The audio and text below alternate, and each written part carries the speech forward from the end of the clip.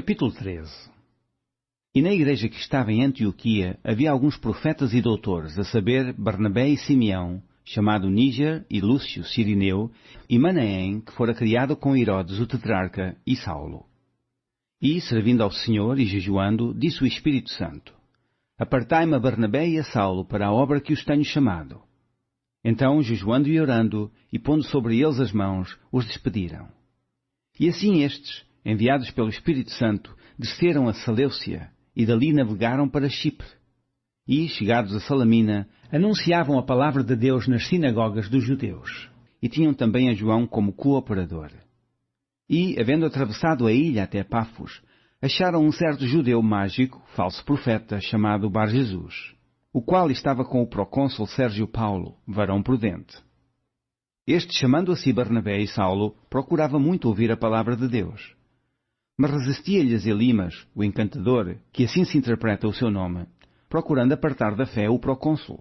Todavia Saulo, que também se chama Paulo, cheio do Espírito Santo e fixando os olhos nele, disse: Ó filho do diabo, cheio de todo o engano e toda a malícia, inimigo de toda a justiça, não cessarás de perturbar os retos caminhos do Senhor? Eis aí, pois, agora contra ti a mão do Senhor, e ficarás cego, sem ver o sol por algum tempo. E no mesmo instante, a escuridão e as trevas caíram sobre ele, e andando à roda buscava a quem o guiasse pela mão. Então o procônsul, vendo o que havia acontecido, creu, maravilhado da doutrina do Senhor. E, partindo de Pafos, Paulo e os que estavam com ele chegaram a Perge, da Panfília.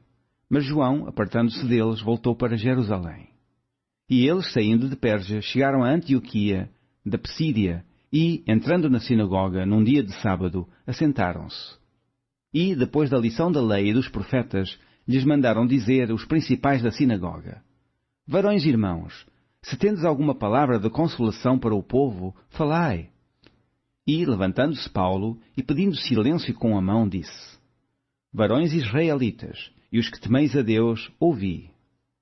O Deus deste povo de Israel escolheu a nossos pais e exaltou o povo, sendo eles estrangeiros na terra do Egito, e com braço poderoso os tirou dela. E suportou os seus costumes no deserto por espaço de quase 40 anos, e, destruindo as 7 nações na terra de Canaã, deu-lhes por sorte a terra deles. E, depois disto, por quase 450 anos, lhes deu juízes até ao profeta Samuel. E depois pediram um rei, e Deus lhes deu por 40 anos a Saúl, filho de Cis, varão da tribo de Benjamim. E, quando este foi retirado, lhes levantou como rei a Davi, ao qual também deu testemunho e disse: Achei a Davi, filho de Jessé, varão conforme o meu coração, que executará toda a minha vontade. Da descendência deste, conforme a promessa, levantou Deus a Jesus para Salvador de Israel. Tendo primeiramente João, antes da vinda dele, pregado a todo o povo de Israel o batismo do arrependimento. Mas João, quando completava a carreira, disse: Quem pensais vós que eu sou? Eu não sou o Cristo, mas eis que após mim vem aquele a quem não sou digno de desatar as alparcas dos pés. Varões irmãos, filhos da geração de Abraão, e os que de entre vós temem a Deus, a vós vos é enviada a palavra desta salvação. Por não terem conhecido a este, os que habitavam em Jerusalém e os seus príncipes condenaram-no, cumprindo assim as vozes dos profetas que se leem todos os sábados. Embora não achassem alguma causa de morte, pediram a Pilatos que ele fosse morto. E havendo eles cumprido todas as coisas que dele estavam escritas, tirando-o do madeiro, o puseram na sepultura. Mas Deus o ressuscitou dos mortos. E ele por muitos dias foi visto pelos que subiram com ele da Galileia a Jerusalém, e são suas testemunhas para com o povo.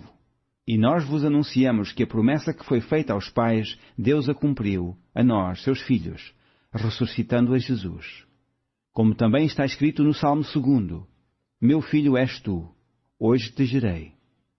E que o ressuscitaria dos mortos, para nunca mais tornar à corrupção, disse-o assim: As santas e fiéis bênçãos de Davi vos darei. Pelo que também em outro salmo diz: Não permitirás que o teu santo veja corrupção. Porque, na verdade, tendo Davi no seu tempo servido conforme a vontade de Deus, dormiu, e foi posto junto de seus pais e viu a corrupção. Mas aquele a quem Deus ressuscitou, nenhuma corrupção viu. Seja-vos, pois, notório, varões e irmãos, que por este se vos anuncia a remissão dos pecados. E de tudo o que, pela lei de Moisés, não pudeste ser justificados, por ele é justificado todo aquele que crê. Vede, pois, que não venha sobre vós o que está dito nos profetas. Vede, ó desprezadores, e espantai-vos e desaparecei, porque opera uma obra em vossos dias, obra tal que não crereis, se alguém vos-la contar. E saídos os judeus da sinagoga, os gentios rogaram que no sábado seguinte lhes fossem ditas as mesmas coisas. E despedida a sinagoga, muitos dos judeus e dos prosélitos religiosos seguiram Paulo e Barnabé, os quais, falando-lhes, os exortavam a que permanecessem na graça de Deus. E no sábado seguinte juntou-se quase toda a cidade a ouvir a palavra de Deus. Então os judeus, vendo a multidão, encheram-se de inveja e, blasfemando, contradiziam o que Paulo falava. Mas Paulo e Barnabé, usando de ousadia, disseram: Era mister que a vós se vos pregasse primeiro a palavra de Deus, mas, visto que a rejeitais e vos não julgais dignos da vida eterna, eis que nos voltamos para os gentios, porque o Senhor assim nos mandou. Eu te pus para a luz dos gentios, para que sejas de salvação até aos confins da terra. E os gentios, ouvindo isto, alegraram-se e glorificavam a palavra do Senhor, e creram todos quantos estavam ordenados para a vida eterna. E a palavra do Senhor se divulgava por toda aquela província.